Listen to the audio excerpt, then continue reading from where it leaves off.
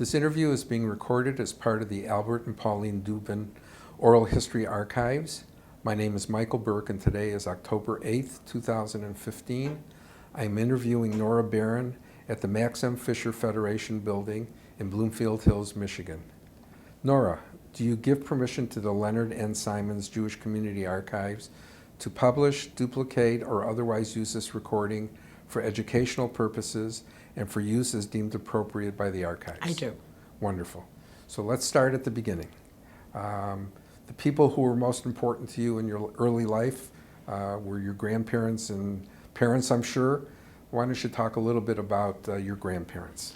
Okay, my grandparents were Norman and Elizabeth Smokler, and they lived in Canada, and then they lived in the United States. They came to Canada when they were very young. I did not know them well because they died when I was very young. My father, Bert Smokler, I will talk about in a moment, but my other grandparents were Julius and Anna Esther Berman, and I knew my great-grandparents as well. Oh, wonderful. Great-grandfather, Bernard Berman, who lived during my lifetime. I remember visiting with my great-grandfather, and I spent a great deal of time with my grandparents. They lived very near me when I was very young, and were a very important part of my family. And your parents? My parents, Bert Smokler, who was the youngest of 8 children. He was born in Canada, and he came to the United States to go to law school. He came with his brother. And my mother, who was Toba, Eleanor Berman, marrying Bert Smokler, and she grew up in Detroit. My grandmother and grandfather, her mother and father, came to this country from Russia, but my grandfather came in the middle of the end of the 19th century. My grandmother was born in Toledo, Ohio. Her parents came from Russia.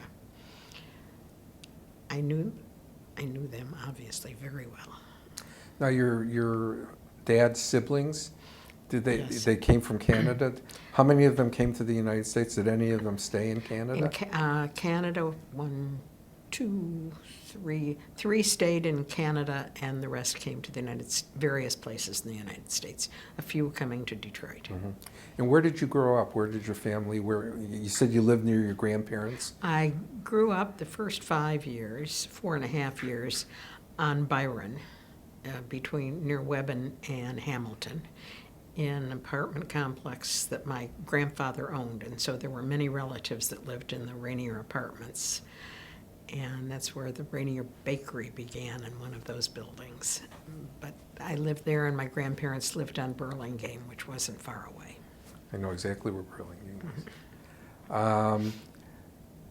Tell me about your mom and dad and their involvement in community and involvement in their life's work. The Smokler name is an important name in this community. Okay, my father began as an attorney and quickly went into the real estate business and began by building single-family homes. And the company then grew to, before he died, it was owned nationally. It was a nationally owned company, and they built all over the United States. I'll get into their philanthropic involvement in a moment. My mother went to Emerson College in Boston and came back to Michigan and taught elocution. And she and my aunt, Sarah Pregerson, were very involved in the community in programming for Shared Tzedek, for the United Hebrew Schools. And I often saw my mother speaking in front of the mirror with what she was going to say for whatever speech it was that she and my aunt were going to give or be involved with. They put on fashion shows that young people were involved in, and I often was involved in those for community organizations. One of the earliest experiences I have remember in the community was with my grandmother. She was very involved in the United Hebrew Schools, and I remember going with her and spending time at the United Hebrew Schools. And Mr. Isaacs was somebody that was a very old person when I was very young. So, it sounds like your mom and your grandmother were, before their time, very active in the community. That wasn't a usual thing. My father was as well. My father used his interest in land development for the community. He often went out on the weekends looking for land that could be used for the community, and one of the pieces of land is Tamarack Camp. And so I remember some of those outings with him looking at bare land, and I had no idea what his vision would be. And But it's now Tamarack. He had a wonderful vision, and isn't there a village named in There's his honor? There, for my parents, both of my parents, the Pioneer Skills Village at Camp Tamarack, which had a lot to do with my mother because she was very involved in antiques and used to go antiquing a great deal and collected many of the things for the camp. The jail and the office and the store have a great many antiques that were collected by my mother. And what's your memories of growing up in the Dexter area, and Burlington area, as a young child? What was your interaction? Did you have cousins and, Well, I had and many people other that family members that you? This was up until I was 4.5, so I had people in the building that I knew, and aunts and uncles. My aunt and uncle lived across the hall. I had people that lived down the hall and on other floors. The neighborhood, I went to a preschool at the Westminster Church, which was not far from the building. I remember my mother walking me to school and from school. I don't have a great many memories of the neighborhood itself. And where did you go from there? You were there till you were 4.5. Mm-hmm. Where did you move from there to? We moved to Prairie and Thatcher, which was Livernois 6-mile area. And we moved into a small home, and I lived there until high school. So I have many memories of that area. So talk about that a little bit. I went to Hampton School. That was about a mile from where I lived. And so that was a long walk, and I made many friends walking with them along the way. The area was quite mixed. It was an area of quite a few Catholic children, particularly on my block, because Jesu was nearby. And one of my closest friends became a nun. Really? But I remember it as being pleasant. I remember bicycle riding. I remember playing with kids many blocks away and being able to get to and from school on your own, which you can't do now. Do you remember what school you went to? Yes, I went to Hampton. Oh, you said that. I went I'm to sorry. Hampton. And what about after Hampton? Well, I went to Hampton from kindergarten through the 8th grade. And I was the last class that was taken in, it was in a February class, the last class taken in to Mumford before it stopped for a year and a half taking in anybody new, because it hadn't grown for the number of people there. Nobody was graduating yet. Mm-hmm. And I went to Mumford. The purple and blue school. Yes, that was then. So tell me about your extracurricular activities, as a young woman and a teenager, in terms of your Jewish involvement and your communal involvement. Did it start early with you? It started very early. One of my first, an early memory was at the state fair for the birth of Israel, the big gathering that was at the state fair. I remember going door to door with my mother collecting for the Allied Jewish campaign. I remember attending many, many meetings with her. In high school, I was involved in drama, and I was involved in ballet outside of high school, and I started Shard Tzedek in kindergarten and went all the way through 12th grade. So the issues of getting from Mumford, where there was a bus that took us to Shard Tzedek, and then I would take a public bus down Joy Road to Grand River and Joy Road and have a dance lesson. I would take a bus on Grand River to Livernois, and Livernois down to another bus which went down Curtis and be home. So I had ballet several times a week and went to Shard Tzedek several times a week, and usually those were tied together. I was involved in counselettes in high school, and can't remember what else, but Did you ever perform anywhere, Nora? yeah, In I terms of was ballet? Eliza Doolittle in Pygmalion my senior year, and at Mumford, and a lot of little plays. Uh-huh. And in terms of your religious background, in terms of school, what were the things that interested you most at Shard Tzedek in terms of the Jewish educational component that you had? I grew up in a kosher home, and I grew up very much because of my grandparents and family. The family continued to keep kosher. And what I learned at Sunday school, I think I always felt that the last 2 years, I was very glad that I stayed through 11th and 12th grade, because I felt that I learned a great deal about history and about Israel at that point. And that was the most interesting to me. Where did you go from there? Where did you go on to, after high school, where did you go to school? I went to Cornell in upstate New York.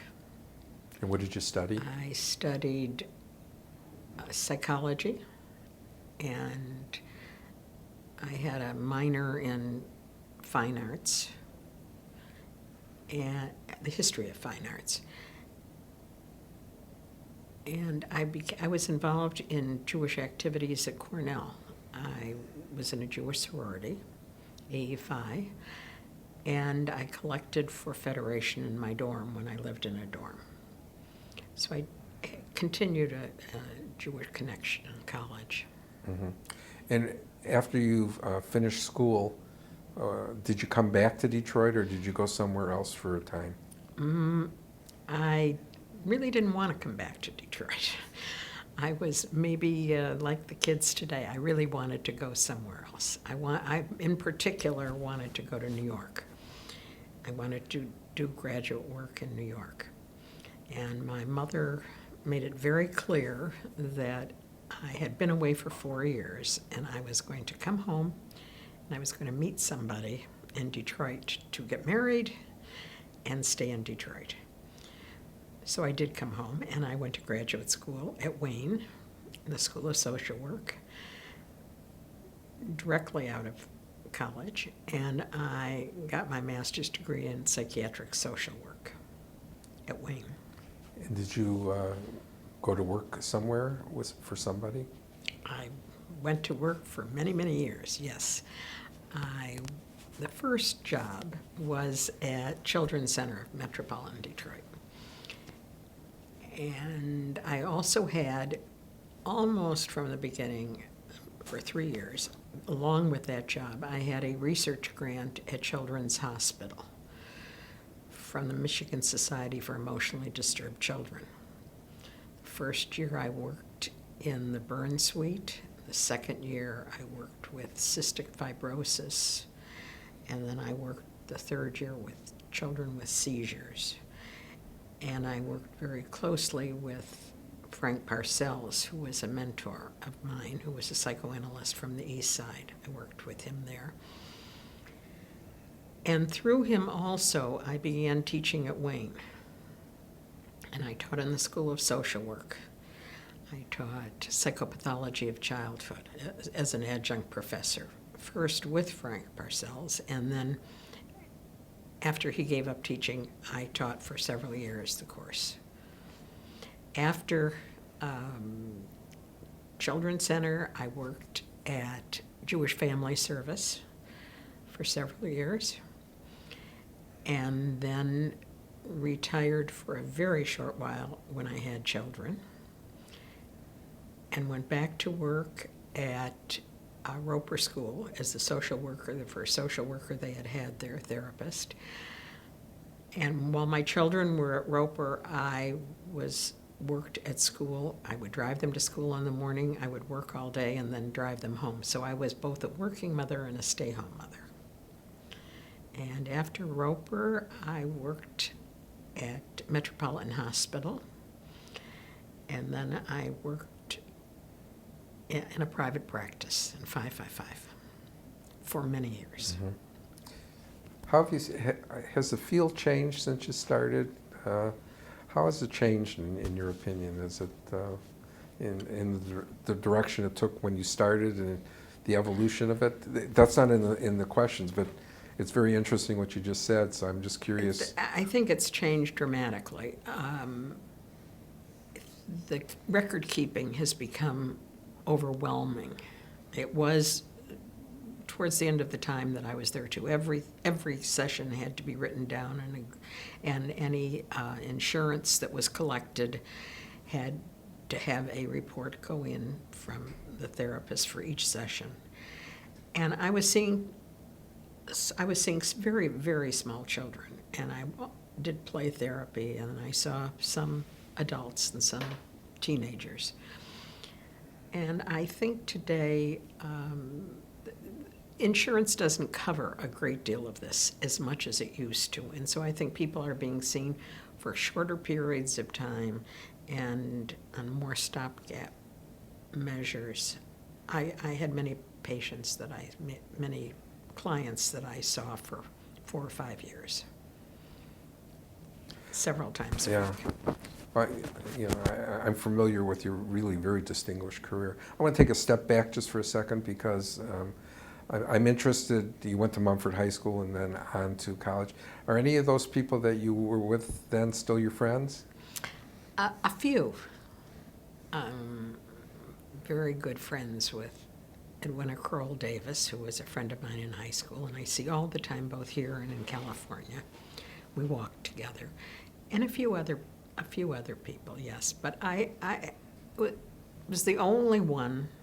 That's not so. There was one other that went to Cornell, Ceci Goldman, who is in Florida now. But when I went off to college, most of my friends that did go to school stayed in Michigan and went to school in Michigan. Mm-hmm. And when I came back, I was really on a different life path than many people, because I continued to go to graduate school and then I continued to work. And there were really not too many people that were, I had no peers really that were doing that. So it's interesting that you became so involved in the Jewish community in addition to everything else that you did. How did your work life impact on the direction that you took in the Jewish community and as a philanthropist in the community? Did it have an impact? I'm sure it did. The time of meetings has an impact on things. And I think my interests had an impact. I began with women's division and did some activity with women's divisions, but I didn't have any time during the day to go to meetings. That wasn't an option for me. And very early on, I became interested in the agency work. And I think that my interest just lay in that area rather than the more traditional roles that women followed, particularly in those years. So, so the agency that comes to mind, obviously for me, is the Jewish Vocational Service, and your involvement with them, and the fact that you were the first woman, I believe, who ever served as president of that agency. That's true. So talk a little bit about. But prior to that, I had been on the board of Jewish Family Service, which was a logical step because I had worked there. And my uncle Milford Pregerson, while I worked there, had been a president of that agency. And so I was interested in that board, and I was on that board for a while. Marlene Handler, who was serving on the board of Jewish Vocational Service, said to me she thought that Jewish Vocational Service would be something I would be interested in. I wasn't so sure. I just hadn't thought in that direction, nor was I really aware of what the agency did. This was a long time ago. This was in the 1970s. And she said, there aren't too many women on the board, but I think you'd be a good person. This was down on Woodward in Detroit. This is when Al Asher was the director? Yes, Al Asher was the director. So I began going to meetings, and I was somewhat over my head in knowing what was going on. Most of the people involved were attorneys or in the money fields, money managers or accountants, and all of the presidents had been one of those. They've all been male, and they'd all been one of those. And that was my idea of how the agency was run. But I became more active in the programming and more active in what a lot of the clients were doing at the agency in the workshop, and fascinated by what was going on there, and took a greater role in the agency. So how long did you serve as president? It was probably 2 years as president, but I'm still on the board. I've been on the board for a very, very long time. I was on the board at the time when the agency moved from their main headquarters to Southfield. And the thing that scared me when I was asked to be president, I said, what do you expect from me? Because I'm not one that will be able to help you with your legal issues or help you with your financial issues at all. And the answer was, we have plenty of people on the board and plenty of people that work at the agency that can do that, but I could give a different perspective. The human issues, the social issues that the clients were facing. Has that changed at all over the years, Nora? Has what changed? The service that Jewish Vocational Service provides to its clients? The service has expanded dramatically from the time that I was there. It's a much larger agency. It has a larger workshop. It has a larger presence off-site. There's a lot of off-site training of people, particularly people that have disabilities. They are trained in workplace rather than just in a workshop. There are different activities that are different things that are being offered through the agency, and the list is very, very broad. I'm going to go offline a little bit. We'll talk about your family later on, but I remembered you just said to me your mother said you were going to come back and find a wonderful husband to marry. So I think now's a good time to talk about your wonderful husband. Why don't you say a few words about Guy? Well, I've never been so dutiful. I drove home with my father from Cornell and said to him, I really am sorry that I'm coming home for one particular reason. I have many male friends at Cornell, and I don't know how that's going to happen in Michigan. And my father said, well, your mother already knows two people that live within a block who have girlfriends elsewhere, and they could be male friends of yours. At Cornell, there were 5 men to every woman, so it was very easy to have many male friends. So we came home, and the first evening I was home, I went to a party in someone's backyard, and the first person that I met when I walked in was Guy. And he was one of the 2 people that my mother had in mind that lived within a block of where we lived at that time. We were living in a different area at that time. And we met that evening, and we went out.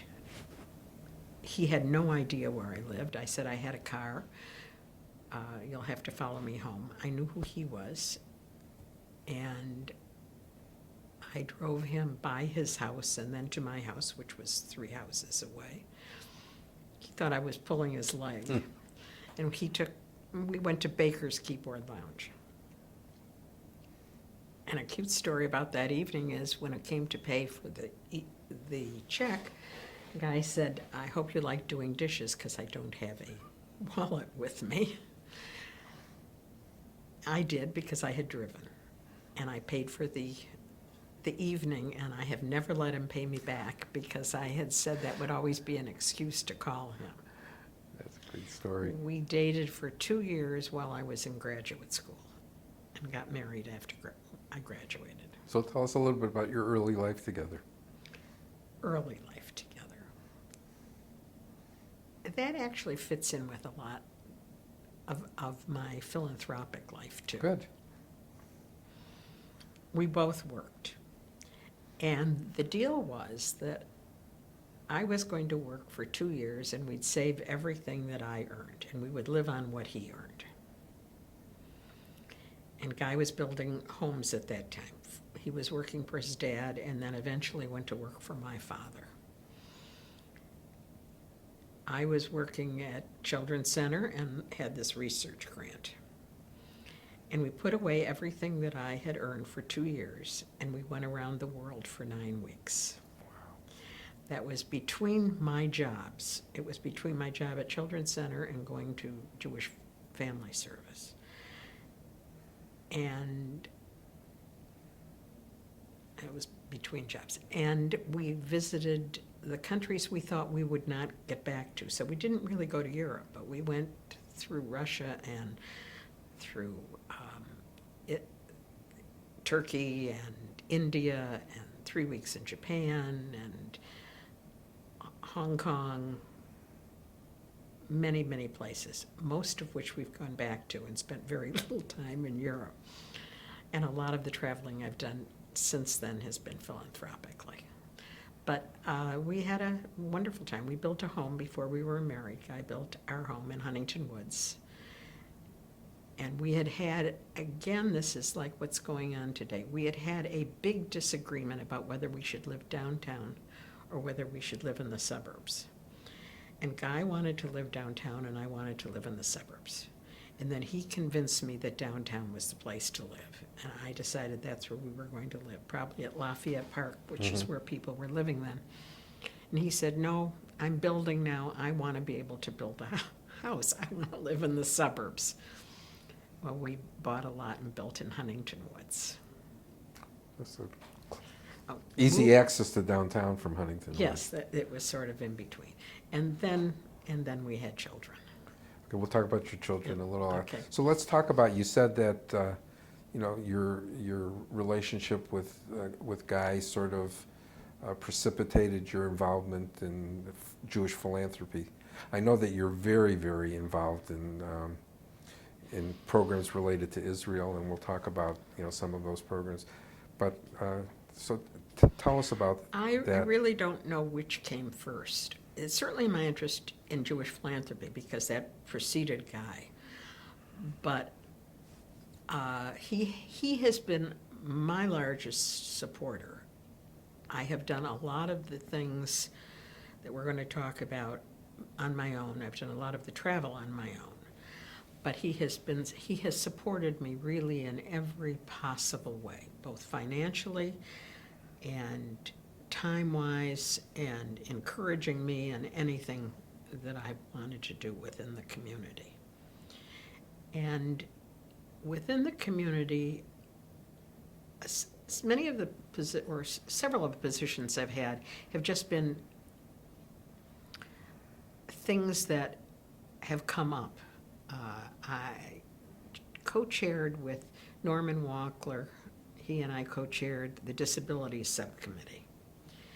This was an opportunity to look at all the agencies in the Detroit area and to see what could be done to better help them deal programmatically with disabilities and help them deal with people that might come to meetings. So sign language began in some programs. The steps and the access to buildings was changed.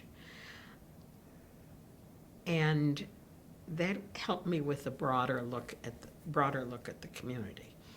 I became active in JARC. I was active in JVS, and in many things within the Detroit community. And one of my greatest supporters, and perhaps biggest mentor in my early years when he came to Detroit, was Bob Aronson.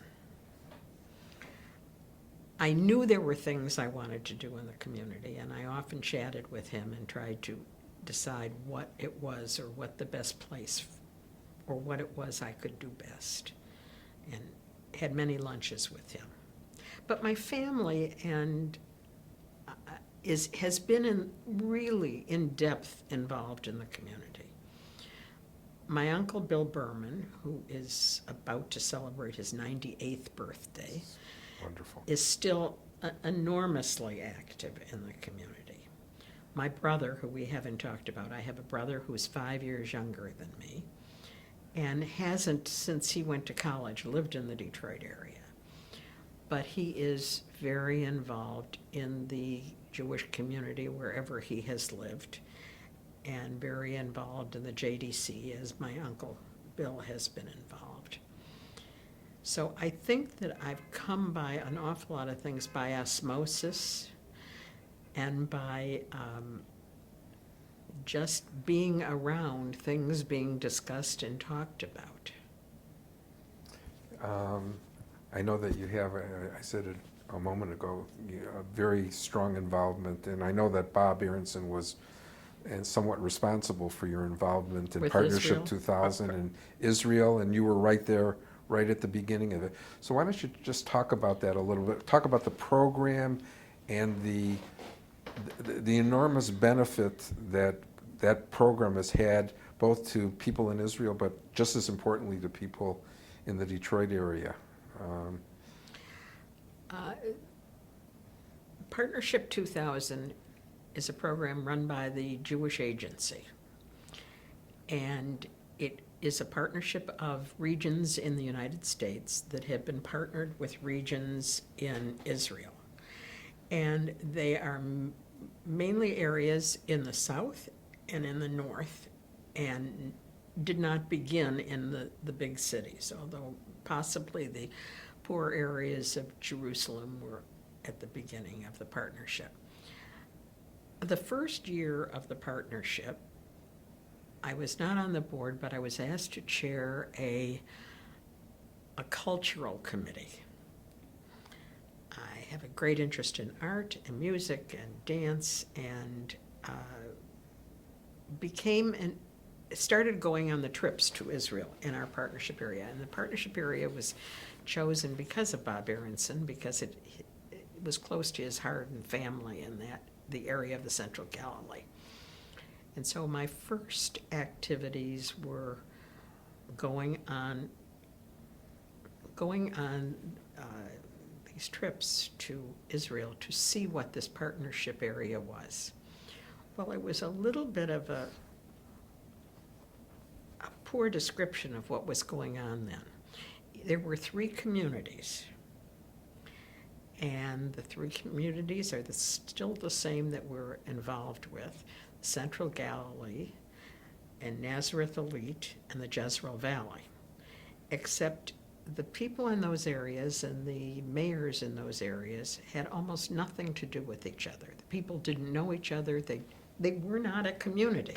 They were very, very separate communities, with each mayor very much looking out for his own area and his own people, and anything that was going on down the way a bit was not of any interest. Through the years that I was involved, people got to know each other in these communities. They started doing things together. The mayors started working together, and it really became one central community.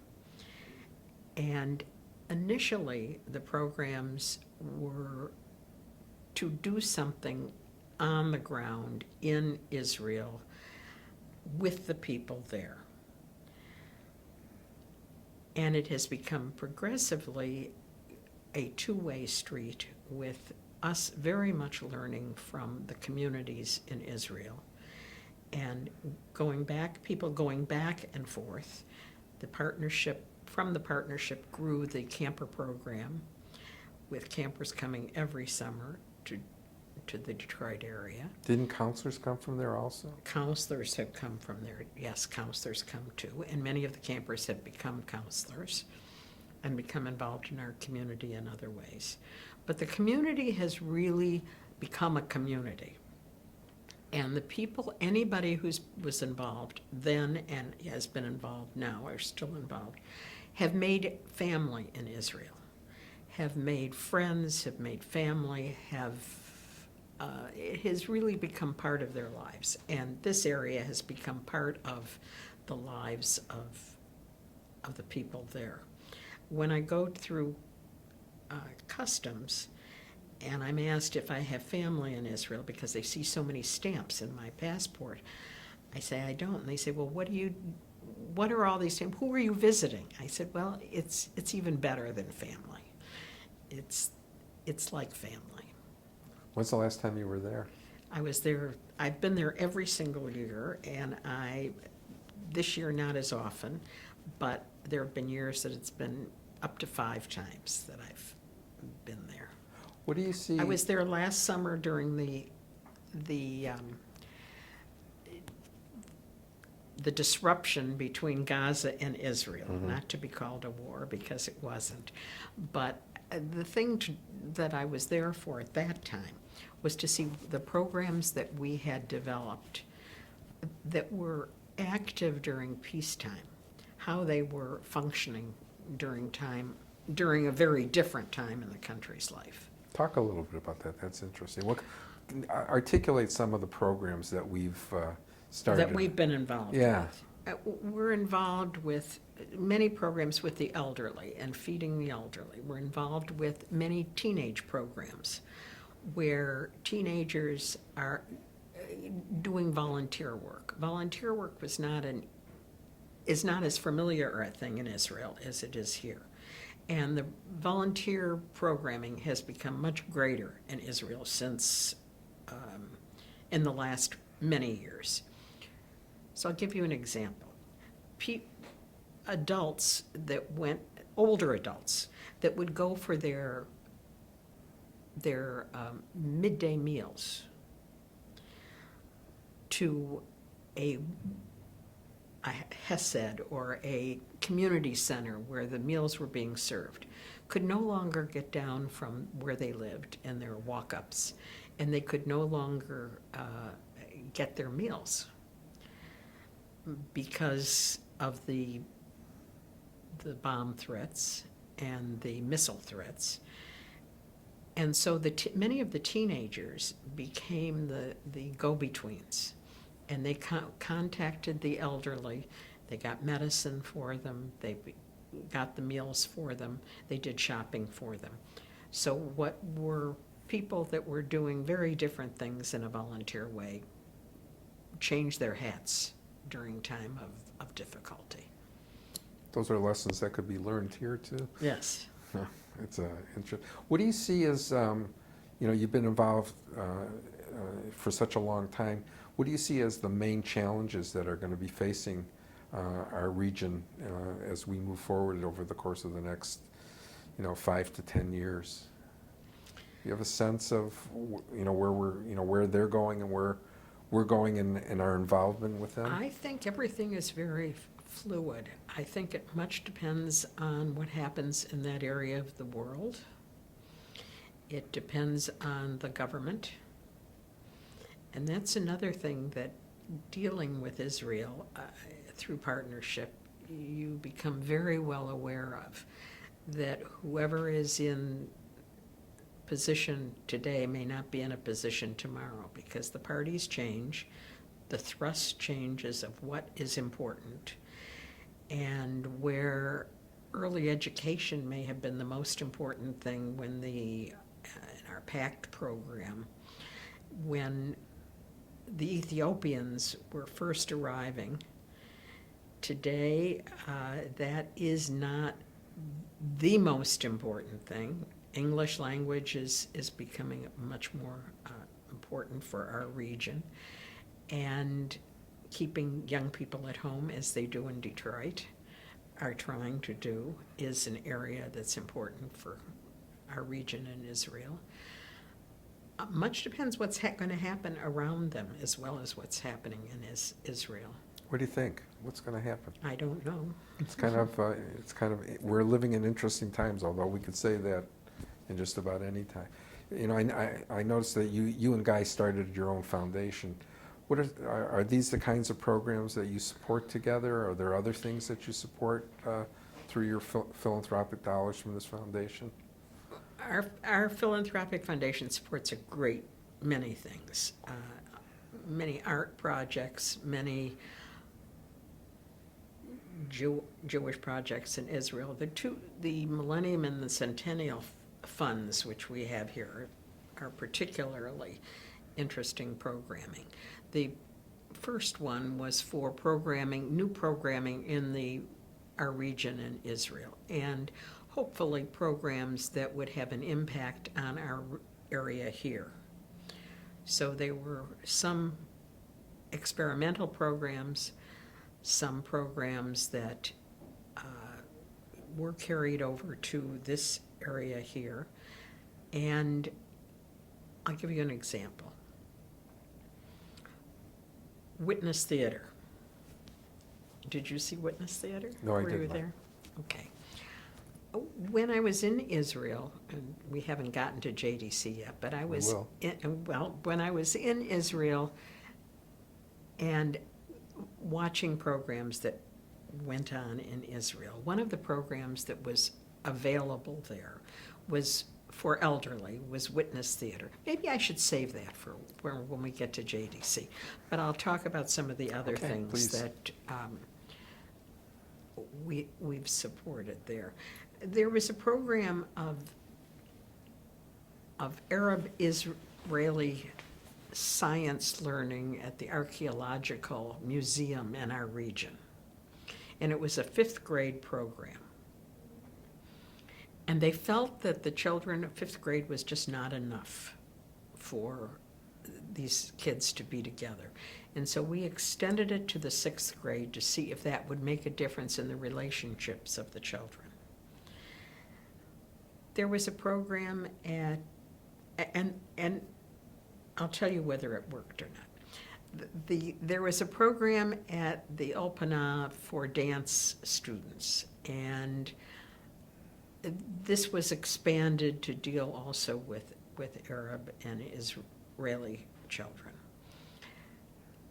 Several of these programs were picked up by the community and of the programs that we started, and several were found to be just 1 or 2 year programs. Some of them got kids hooked here on what they were doing, people were doing there. But all of the programs, I feel, were successful in that the people that were involved in them came away with an experience. Whether it was continued or not, to me, was never important. There are many people that want a program that's going to last. And for us, I feel that a program that touches people may not need to last. It just may be a one-time thing, that or a 1 year program. and that it lasts in their life and in their families' lives. And it may lead to something And else. it may lead to something else, yes. Yeah, so that's interesting. And does Guy share your same interests, or do you have your own specific interests? And how do you deal with support in the community as a couple and as a family? Our Guy will travel with me wherever I go. No, Guy will travel with me often when I go. Often, not wherever I go. And many of those travels have been through the JDC. I keep jumping ahead. No, it's okay. That's good. Guy has traveled with me to many of the adventuresome places that we've gone. But we've also visited our region. We've gone on all of the larger major missions. And this too we'll talk about later, I'm sure, when I talk about my grandchildren. We've gone with our children and grandchildren to Israel. And he has been very supportive of these things. Our philanthropic foundation outside of Federation does a lot of work in the arts. And he is more involved in that than I am, but I would say most all of our travel is around arts or philanthropic endeavors. So talk about some of the non-Jewish things that you and Guy are involved in. It's nice that we have people in our community have a holistic approach to helping people, and I like that. So, Well, we've been involved from early on. We were involved in the young people's programs at the museum, involved in the Detroit Symphony Orchestra, also involved in the New York Philharmonic because we travel to and from New York very often. We have been supportive of new young artists from all over the country who we've helped in their relocating some of their artwork, either by helping them to make connections with museums, or I'll give you an example. This is a good example of how we work together, and it isn't work. We were walking down the street in New York after dinner one night, and we looked in the window of a restaurant, and there on the wall was a picture of an ice cream truck on some wood, and you'll wonder where this story is going. For our grandchildren's birthdays, we most often give them an original piece of artwork. It could be something from an artist you've heard of, it could be something from a local artist you've never heard of, but we try to give them something that is a piece of art that they would enjoy today, but that would be just as appropriate when they were an adult. So these roughly painted ice cream trucks looked like something that fit in our category of gift giving. We went in, the restaurant was closed, we knocked on the window, they were cleaning up, we got into the restaurant, we asked the name of the artist, and they gave us his name, and they said, the guy that was cleaning up said, be sure you mention my name because I want a commission if you buy anything. He said, the work is for sale. We called the artist, we went to visit him.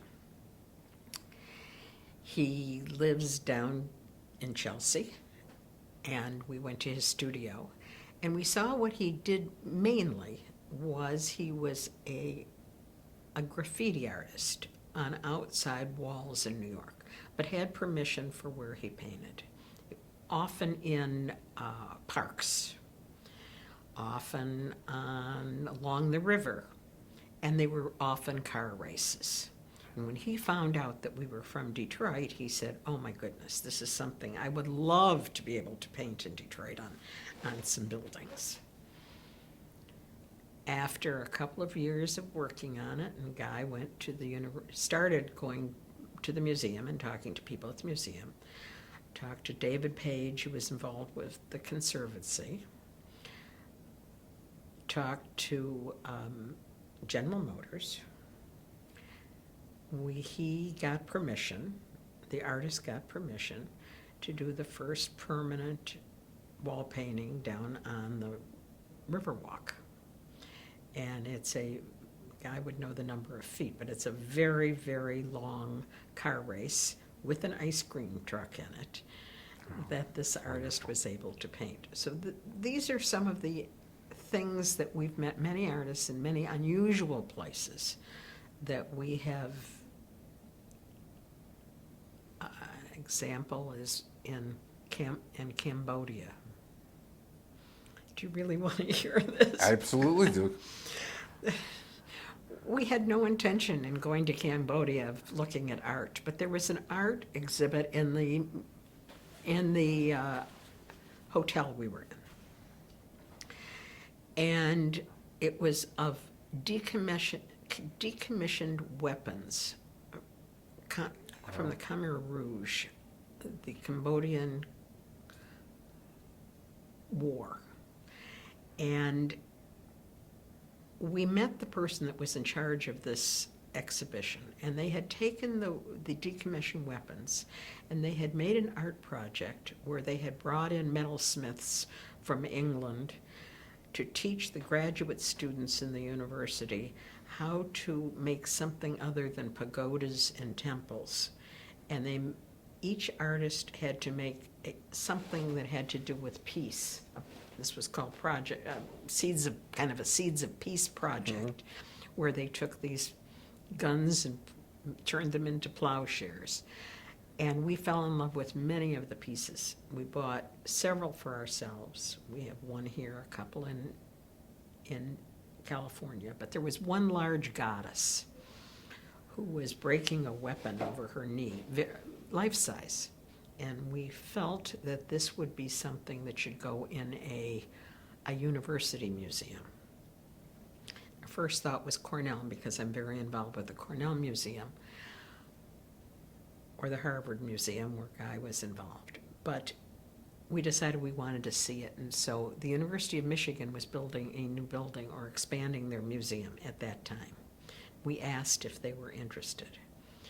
And through the Frankels, they said they were extremely interested, and they built a niche for this goddess who sits in Ann Arbor now, so she can be visited. Isn't that wonderful?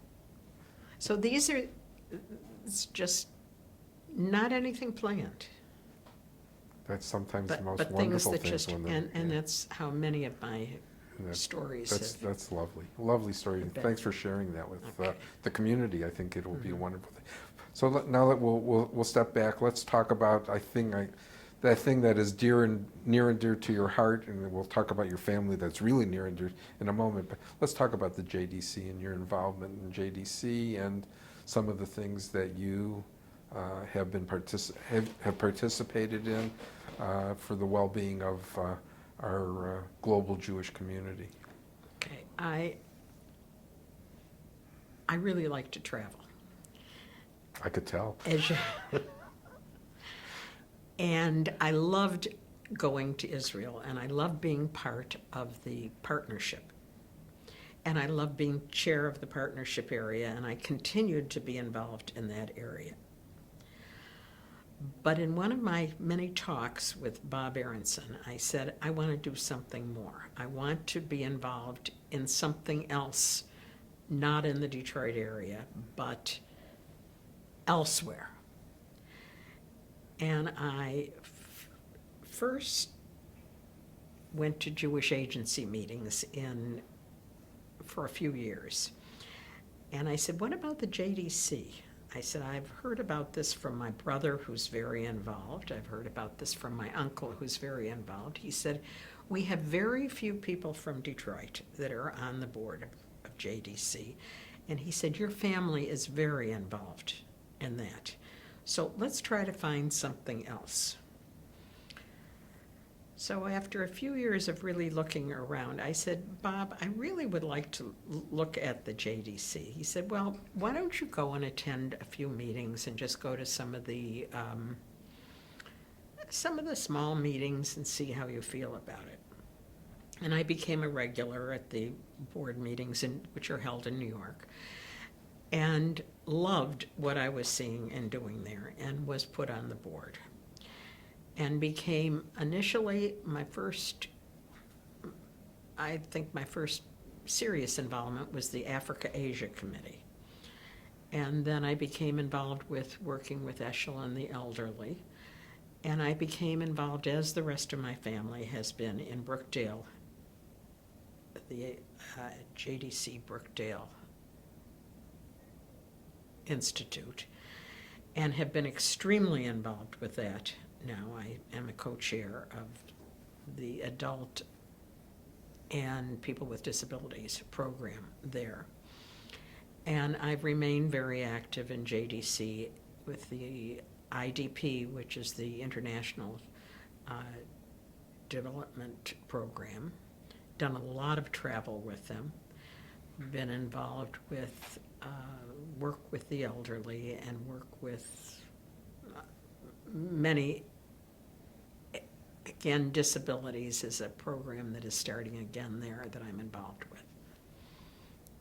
And you plan to continue, I assume? I do. Now, during my tenure, my brother was chair of JDC. And now Penny is, and Penny Blumenstein. My brother is going to be once again chair of Brookdale. And I'm going to continue my involvement there. But I've done an enormous amount of travel with them. And Guy has gone with me to many of the places. So you've mentioned your brother now 3 times. We should talk about your brother a little bit, your relationship with your brother. Irv Smokler, as I say, is 5 years younger than I am, and because we've really never lived in a community as adults together, we see each other when we're passing through at meetings or visiting each other in various places. And his family and mine are close, and we talk to each other and spend some holidays together. Good. Okay, let's talk about your family. And I've got some other things I'm taking a little bit out of order, but it seems a logical next step. Talk about your kids and their spouses and your grandchildren. Okay, we have 2 sons. I'll go back just a little. Both my father and my father-in-law were attorneys who became builders, but were attorneys. Both of our sons are attorneys. So Guy says he's the only one that the way he practices real estate law is without a law degree. Mm-hmm. Our son, we have a son in Detroit area who is Judge Mark Barron, a 48th District Judge, and had been a prosecutor. And he's married to Lori Cafton Barron.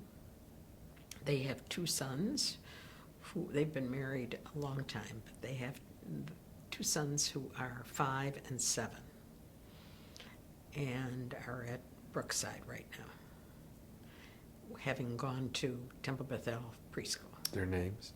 Their names are Quinn. The eldest is Brooks, and Quinn is the younger one. And in California, our son, Eric, is married to Winnie Wong, and they have 2 children, Violet, who's 11, and Lee, who's 6. Eric is an attorney and was with a big law firm for many years, and then taught at UCLA, and now coaches track. I think both of our sons have found things they really enjoy doing. And let me guess that the reason that you have residence in California is because of those kids out there? It helps. They're in Los Angeles and we're in the desert, but it makes them very close during part of the year, and the other children very close during Good planning, the rest Nora. of the year. Yes. So let me ask you a couple of questions related to community. We're in some momentous times now, both locally and in Israel and internationally. What, from your perspective, do you see as the challenges that we as a Jewish community are facing on a whole variety of fronts? I'm sure you've given thought to that. And, Well, I don't think that my feelings are much different than many of the people in the community. The community is getting older, and so we certainly have to be more aware and more receptive to the needs of elderly. At the same time, there has been a real pressure or work or involvement in getting more younger people involved and coming back to the community, and I think this is becoming successful. See this in my own children, and I see that it with many others. So I think we have to be careful to meet the needs in unique ways for the younger people in the community. do you think we're up to it? I think we're always up to it. I think Detroit does a splendid job. It doesn't matter where you are in the country or what meeting you're at or who you run into. They are well aware of what's going on in Detroit. Yeah, Detroit is a bellwether for communities around the world. We should all be proud of who and what we are, and I think we can take justifiable pride in that. Who are some of the other people? You've mentioned a number of people who've impacted your life. Bob Aronson, Penny Blumenstein, and others. Your uncle Bill? Scott Kaufman has done a great deal of mentoring and helping me do spur of the moment kind of things, as Bob used to do. We work out often with Bob, with Scott, and so we see him, and he will do some of the same things that Bob did. Bob called me, or didn't call me. We were having lunch one day, and he said to me, "What are you doing tomorrow?" I said, "Nothing in particular." He said, "Do you want to go to Macedonia?" Well, I had no idea where he was talking about. I truly did not know where Macedonia was. And I said, "Certainly." And I said, "But you'll have to explain a little more." And he said, "Go home and get your passport and come down to the Federation office immediately," which I did. And I called Guy and he said, "I know, you had lunch with Bob Aronson, something's up." I said, "Yes, I'm going away for the weekend." He said, "Where?" I said, "Well, where do you think?" He said, "Philadelphia." I said, "No, Macedonia." And still I wasn't sure where it was. But what was happening was that this was during the time of the war in Croatia, and there was a camp that had been set up in Macedonia for some of the people who were escaping from the fighting right across the border in Macedonia. And Israel was sending an airplane full of supplies to this tent camp, and they were taking 7 people from the United States to go and meet these refugees who they were going to bring back to Israel. These were not Jewish refugees. These were just people that were trying to get out of the tent camps. And so I brought my passport in, and we flew to Israel, and we got on an Israel plane along with an Arab woman who was Miss Israel at the time, and big bundles of supplies. So we sat like every third or fourth seat, and we flew in to Skopje, I think it's called, in Macedonia, and we landed and spent the day there and brought a plane load of people back to Israel. That must have been something special. And that was a fascinating experience and a fascinating day. And one of the couples that came on the plane was a couple whose family had during World War II had housed a very famous Haggadah. They were a Muslim family that the father had been a librarian, and he had been given by a friend of his the Haggadah, and they housed it in their house during World War II.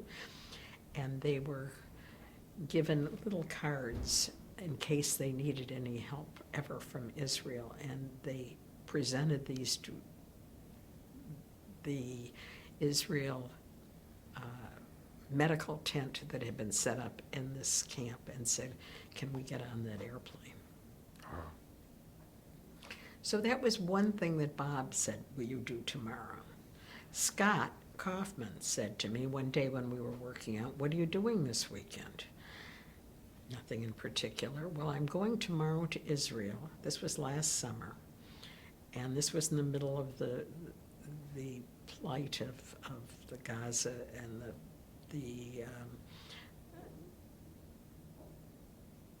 the difficulty that was going on, and I said I'd love to go.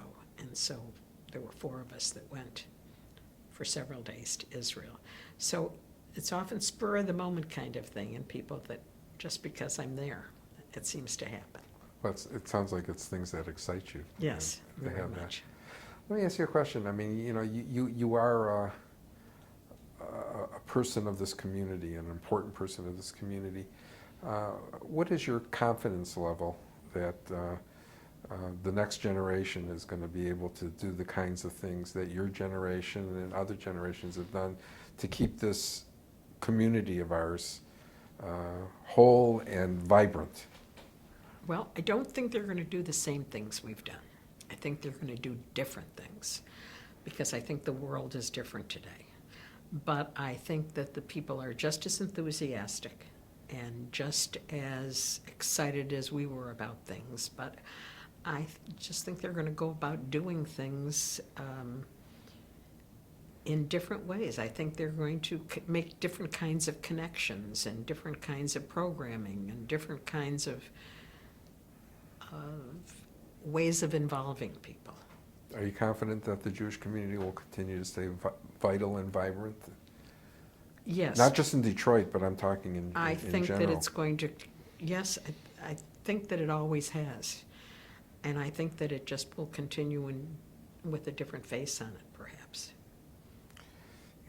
There's a question here, but I'm not going to even ask it other than to say, I asked it says, what are you most proud of?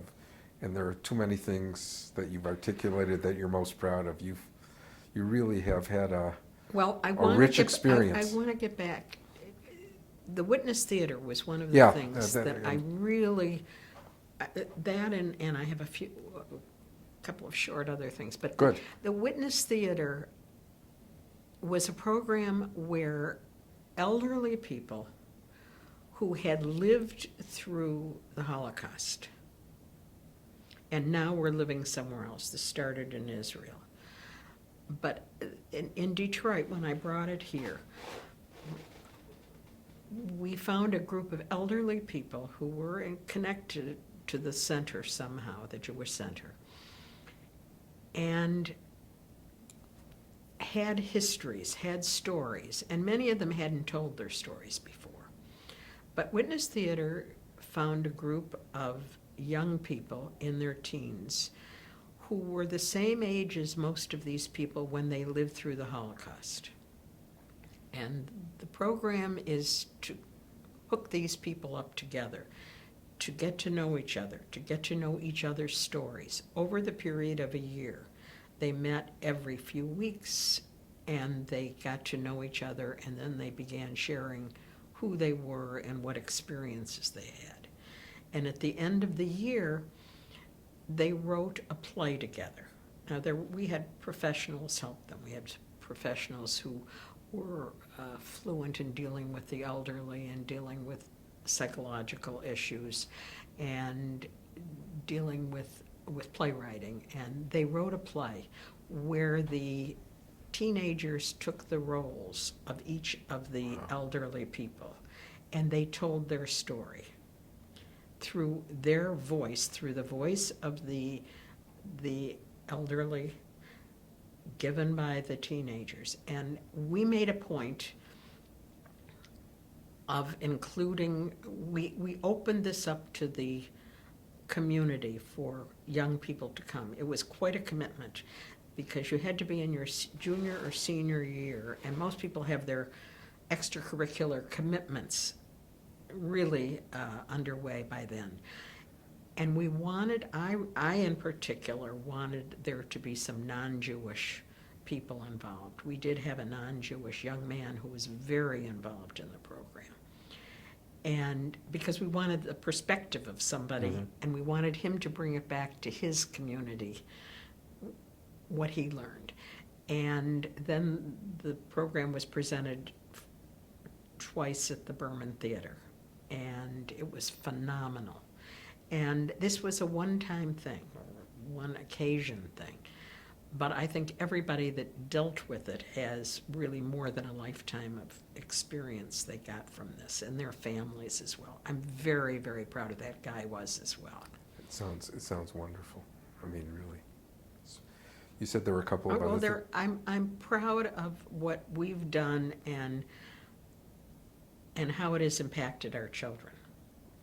I gave a talk yesterday, a coffee talk, and Lori, my daughter-in-law, was there. And this was about my work overseas, or my work with JDC, and work with IDP, and, well, a lot of my work. But she talked about her having gone because she said, I went because of my mother-in-law. I went to Cuba, and what she had gotten from that. But she said what she gets most of all is that we often bring the programs that we're debating on supporting to our adult children, not the grandchildren, but we bring it to the children.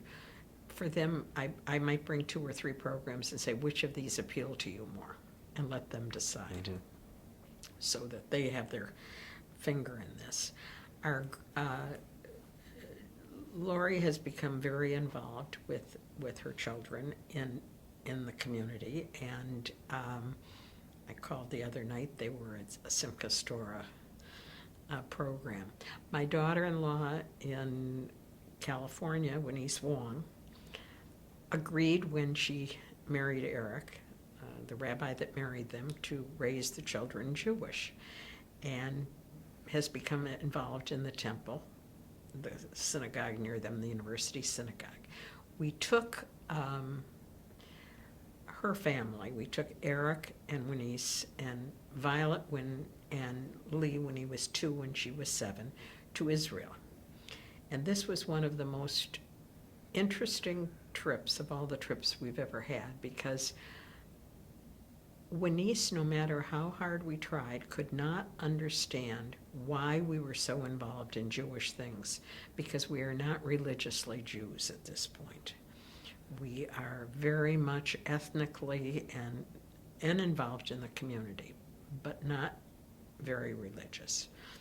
She didn't understand what Israel had to do with all this. She just didn't. And we spent the first week we were there traveling, and then the end of the trip we spent living with a family we had met through partnership, who had young children the age of my grandchildren. And she understood. She left Israel absolutely getting it and wanting to go back as soon as she possibly could. And I'm very pleased to be able to do that, not by showing, by being involved, and by helping my kids to be involved. And to share. I mean, the fact that you've been able to share that with your family, Yes. You can't put a price tag on that. No. It's wonderful. Is there anything else that you want to share before we conclude this? This has been wonderful for me, Well, listening to you. I think one of the things about JDC, and I'm not trying to, that has been most exciting for me and for Guy as well, has been the IDP end of the organization. This is the International Development Program, which is not supported by Federation dollars, but is supported by a mailbox that runs through Federation and all the federations in the country. For natural disasters that have happened mainly in modern Muslim countries, moderate Muslim countries like Turkey and Tunisia and the tsunami area. And people are often wondering what we're doing traveling to Sri Lanka and India and Thailand and how this impacts the Jewish part of the organization. And all of the help that is given for these disasters is given through the Jewish community in these countries. And so the Jewish communities get the covet for having this money having been raised and these wonderful programs having been developed. And Guy has gone along on many of these. It's been very exciting. Do they appreciate it? Does who appreciate The people who are recipients of it. I'm not so sure how they feel they got what they got, but of course they have to, because life is 1,000% better after a well is built or a school is rebuilt. And it's who and what we are. That's what we as Jews do. So it's you know, we don't look for the kavod. Yes. We do it because it needs to be done. It's wonderful, Yes. Nora. Thank you so much for You're welcome. taking the time with us. It was wonderful. I appreciate your questions. It's my pleasure. My pleasure.